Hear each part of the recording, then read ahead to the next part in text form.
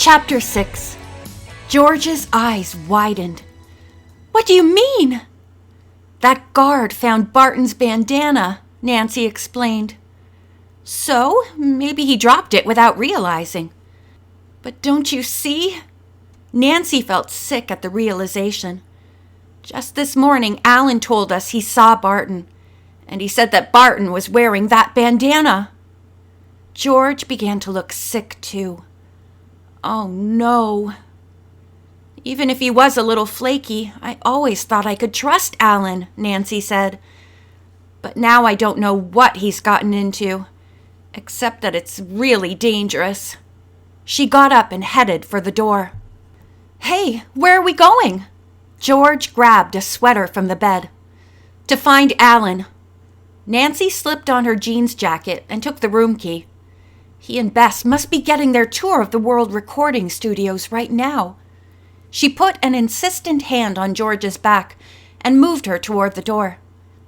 "Wouldn't it be easier to call him there?" George suggested. Nancy shook her head vigorously. "No way.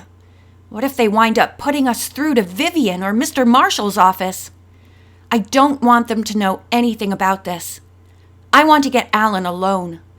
Besides, I need to see the expression on his face when we confront him with his lie.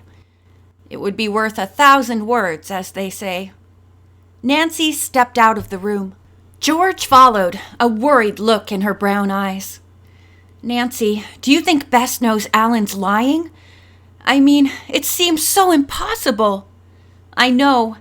Bess has never been anything less than 100% straight with us. I'm sure she wouldn't hold anything back. One thing really scares me, though. If Alan isn't the kind of guy we think he is, Bess could be in trouble." Nancy locked the room and headed for the elevator, with George a few steps behind her. "But Nancy, it's so obvious that the guy is nuts about Bess. And don't forget, he helped us solve your last mystery." "I know. I only hope he's got a good explanation for this." Finding Alan turned out to be easier said than done. When Nancy and George arrived at World Communications, the receptionist told them that the recording facilities were not housed in the same building as the executive offices. "Our recording is done by an independent company, O-Ray Sound." She wrote down O-Ray's address. "Is it far from here?" Nancy asked. "All the way downtown." Nancy took that to mean yes. "Come on, George. It looks like you and I are going for a little cab ride." They raced outside and hailed a taxi. 205 East 4th Street, Nancy told the driver. "And go whatever way's the fastest. It's important." "Lady, it's always important. Everyone in this town is always in a hurry," the taxi driver responded. "But I'll do my best. Of course, going through Midtown this time of day, there's always traffic." "Isn't there some way to avoid it?" George asked. "This really is an emergency." "Then you should have chartered a helicopter." The driver swung out into the flow of cars, inches in front of a gray hatchback. The driver of the gray car let out an angry blast of his horn. "Oh, brother," grumbled Nancy a few minutes later, looking nervously at her watch. "We could walk faster than this." She pulled several crinkled dollar bills out of her jacket pocket. "We'll get out here," she announced, before they had reached their destination. She pushed the money through the opening in the plexiglass shield that separated the driver from his passengers. "Keep the change." The taxi came to a halt, and she jumped out. "Come on, George. Maybe we can still make it down there before Bess and Alan leave." The girls reached East 4th Street in record time. "We should have recruited you for girls' track in high school," George panted. Nancy wiped her forehead. "Let's see," she said, trying to catch her breath. 194, 196. It must be on the other side of the street. 201. Yeah, there it is. 205. Nancy rang the buzzer for O-Ray Sound Inc., and she and George entered the building and headed for the 5th floor. The elevator opened on a large area divided into a number of workspaces by movable partitions. Several halls branched off in different directions from the central space. People rushed back and forth busily, and the hum of voices filled the room. In one corner was a large desk that was not hidden behind any of the dividers. A young man sat behind it, typing. Nancy and George approached him, and Nancy cleared her throat. He looked up from his typewriter. "Hi, are you the NYU group?" he asked. "You're late," he continued, without waiting for an answer. "The tour's started already. They're down that way, in one of the editing rooms." "NYU?" Nancy asked. "Yes, New York University. Aren't you film students?" Nancy shook her head. "Actually, we're here looking for our friends, Alan Wales and Bess Marvin." "Who?" "They should have come in early this afternoon. He's medium height with frizzy brown hair. She has blonde hair, a little past her shoulders, and she's on the short side," George supplied. The man thought for a moment. "Oh, you mean the two Harold Marshall sent over?" Nancy's brow furrowed at Mr. Marshall's name. "Yes, that's right." "Oh, you just missed them. They were talking about going out to celebrate something." Nancy felt thoroughly frustrated as she and George started back across the large room. "George," she said, in what was for her a down voice, "what's going on with this case? I feel as if I'm following shadows, not leads."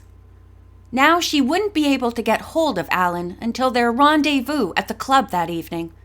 She'd lose several hours of sleuthing time, hours that could be critical to Barton Novak. Before George could reply, Nancy saw something that made her pulse speed up. Moving as quickly as she could, she pulled George into an unoccupied workspace. "It's Vivian," she whispered, peeking out from around the partition. "Who?"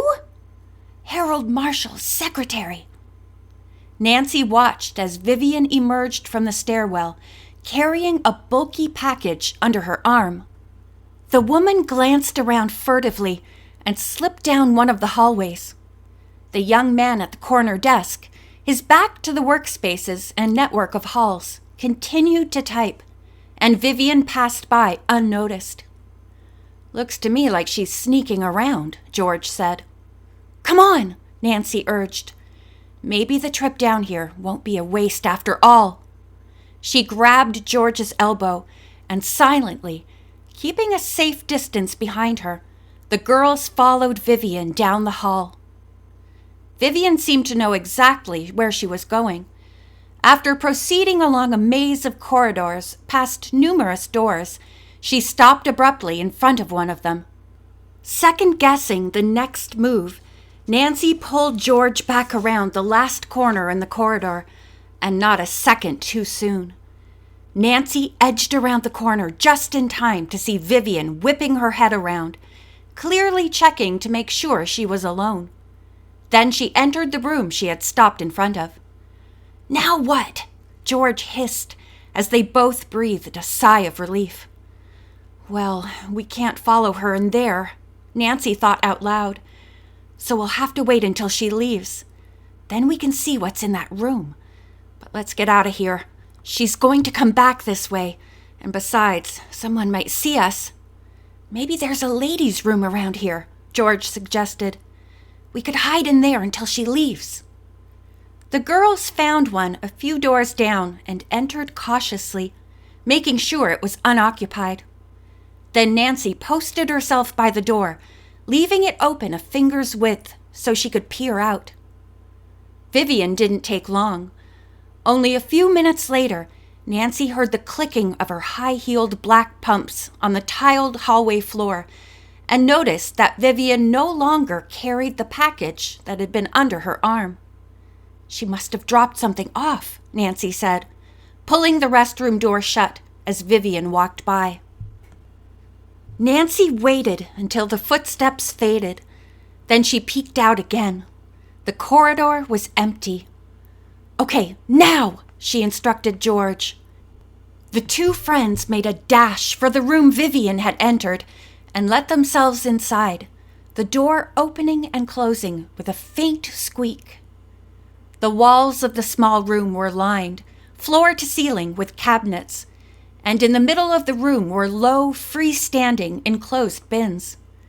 "It's some kind of storeroom," Nancy observed. She pulled at the handle of one of the cabinets, labeled 1981, A through C, and found it locked. She tried one on the adjacent wall. The typed sticker on the door read 1982, G through K. It didn't open either. George was walking around, fiddling with the cabinet doors. "These are locked too," she said, her words colored with annoyance. Then she called out softly, "Nancy, come look at this." When Nancy joined her, the young detective took a look at a list George had been studying. It was taped to the wall. The page was divided into columns headed Name, Title of Master, Date borrowed, Date returned. Masters! So that's why all these drawers are locked so securely. George, this is where they keep all the original recordings, the ones they copy when they press the albums they sell.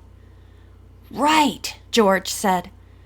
I remember back when we were sophomores, this record store in Mount Harmon was closed down because the owner was selling albums that had been made illegally. I'm not sure of the details, but he was buying the albums for way under the normal costs, selling them for retail prices, and raking in a fortune. Nancy nodded. Right. If these masters get into the wrong hands, they can be used to make a lot of illegal money. Record piracy, I think they call it. As Nancy talked, she skimmed the list in front of her for Vivian's name. It wasn't there. What was Vivian up to? She wondered. She guessed that the parcel contained masters Vivian had sneaked out and then sneaked back in. Was Vivian getting them for Harold Marshall so he could mint illegal albums and sell them as the real thing? If so, then Barton was right to wonder about Ben Fender's royalties. They wouldn't earn money on copies sold illegally. Nancy pondered that, continuing to study the list. Suddenly, a familiar name near the bottom of the page caught her eye. "George!" she gasped, pointing to the bold script. George's gaze followed Nancy's finger. "Oh, wow! Barton Novak!" "And he was here just a few days ago," Nancy added. "George, I bet Barton came here and discovered something. Maybe he found out that some of the masters were missing. And then someone found out that Barton knew and had to make sure he didn't tell anyone." Nancy nodded, her face taut. "That's a really strong motive. Now I'm sure Barton didn't disappear on his own. He must have been kidnapped." End of Chapter 6.